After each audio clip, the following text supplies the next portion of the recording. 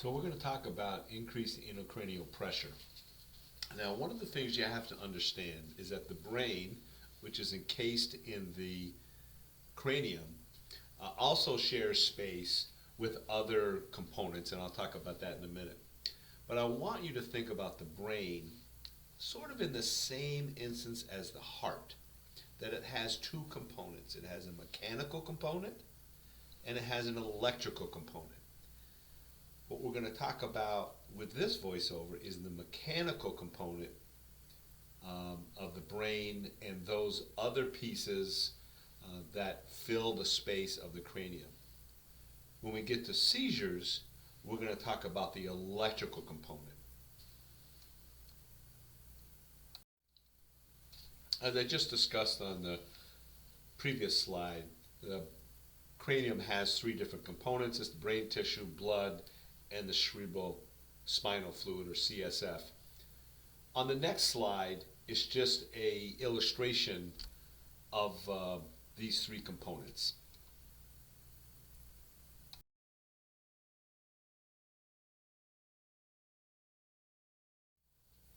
All right. So this is the three things that I talked about in the previous slide. There are other factors that influence intracranial pressure. I did talk about blood, so anything that affects arterial or venous pressure, rises it or lowers it, will affect that. Intra-abdominal and intrathoracic pressure, anything that's pushing on that will also translate that pressure to the cranium. Posture, as you know, if you're hanging upside down, the intracranial pressure will be different than if you're standing up. It'll increase. Temperature, and people have fevers. We'll talk about those kinds of seizures that can be affected by temperature in the seizure slide, and also blood gases.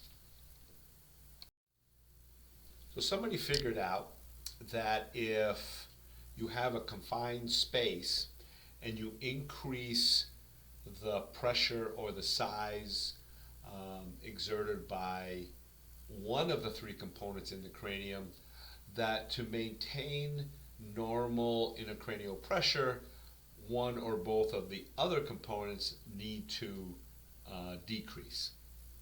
When we talk about normal intracranial pressure, we're talking 5 to 15 milligrams of mercury. Anything above 20 that's sustained needs treatment. So let's talk a little bit about blood flow to the brain. Specifically, I want to talk about the cerebral perfusion pressure, the pressure that is exerted by the blood going to the brain. So what we really need to do is take the MAP, or the mean arterial pressure, and that's the average pressure of the arteries, and we're going to subtract the pressure of the brain tissue and cerebral fluid to come up with that CPP. And when we're talking about that, as you see, it's measured in millimeters of mercury, just like blood pressure, because it's pressure. It's normally 60 to 100. If we have less than 50, that's CPP, cerebral perfusion pressure. If that pressure is less than 50, then we're talking about brain tissue dying. As with a lot of other disorders, there are several causes to increased intracranial pressure. Most common that we think about is head trauma. I've included this flow chart from your textbook because I think it gives you a really good understanding of the pathophysiology of issues with increased intracranial pressure. So I would review this and understand that if this increased intracranial pressure is not addressed quickly enough or at all, that it could lead to death. So these are a list of the typical signs and symptoms for increased intracranial pressure. Having a severe headache that's worse in the morning is a classic sign, along with vomiting that could even be projectile. A change in their level of consciousness. Actually, the change would be a decrease. That could go to even to the point of a coma, and can end up in brain death. Now, I do want you to take a look at the posturing issues that relate to increased intracranial pressure. And that's on page 1318 of Lewis. We will talk more about it in lecture, but I want you to understand this particular symptom and sign of increased intracranial pressure.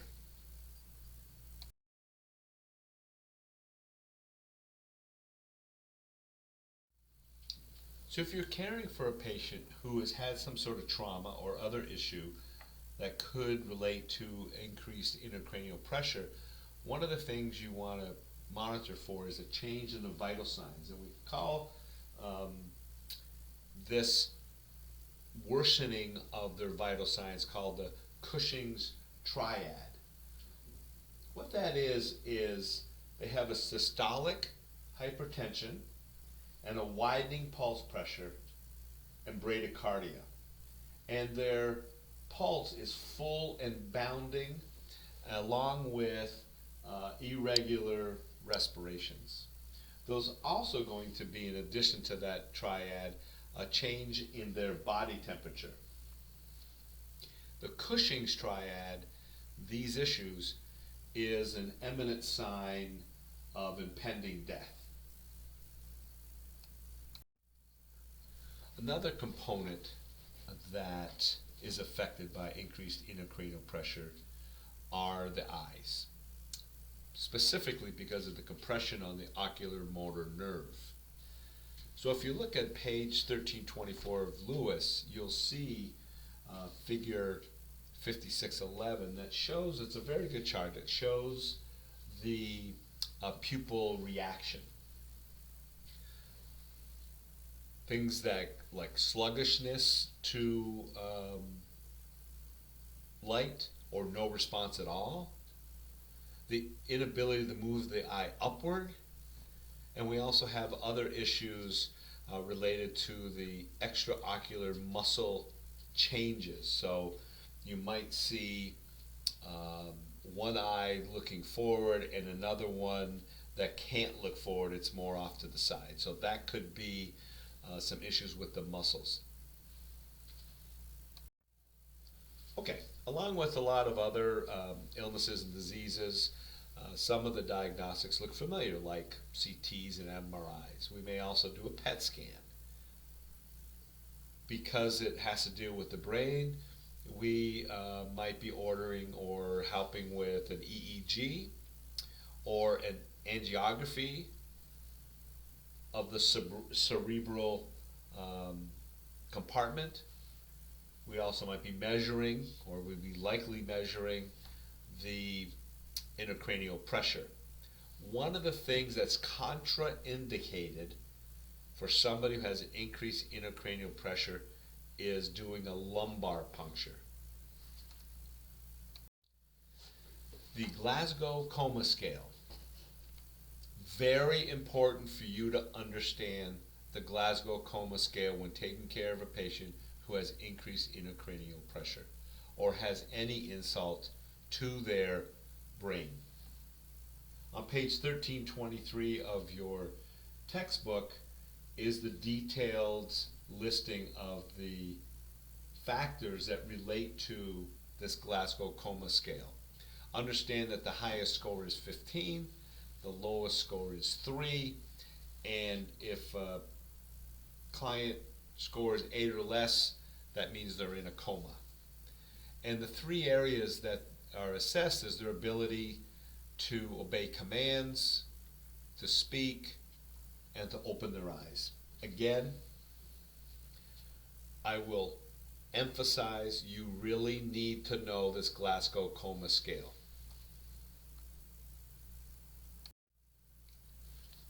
So treatment.